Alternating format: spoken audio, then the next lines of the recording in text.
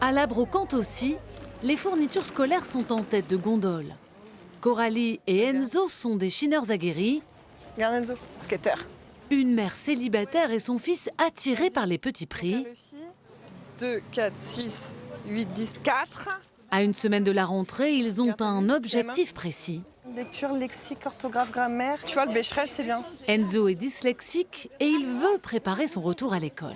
Le français, quoi, parce que le français, t'es pas top. Là, 1,50 € pour qu'il puisse lire, pour qu'il puisse se repérer, les devoirs et tout, c'est plus abordable qu'en magasin. Là, 4 €, j'ai tout, j'ai les maths, j'ai le français, j'ai l'histoire géo. Pour moi, c'est un petit peu dur, mais je pense que je vais réussir. La rentrée, un enjeu pour les foyers. Alors partout, on cherche les bonnes affaires. Opération fourniture scolaire dans cette ressourcerie. Ce tonton est ravi. Là, c'est 10 accessoires d'école pour 4 €.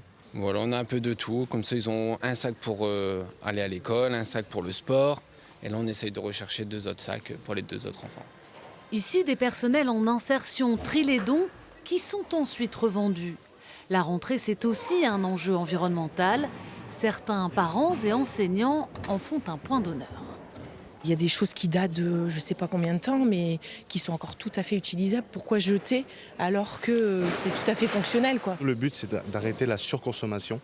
C'est pour ça qu'on vient, on recycle les affaires. Tout ce qu'on a, nous, à la maison, on le ramène ici au lieu de le mettre à la poubelle ou d'essayer de vendre sur les réseaux. On vient le déposer ici et on vient aussi racheter s'il y a certains besoins et s'il y a certaines choses qui nous intéressent.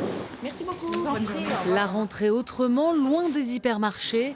En 2025, selon Famille de France, elle coûtera 211 € par enfant, en légère baisse par rapport à l'année précédente.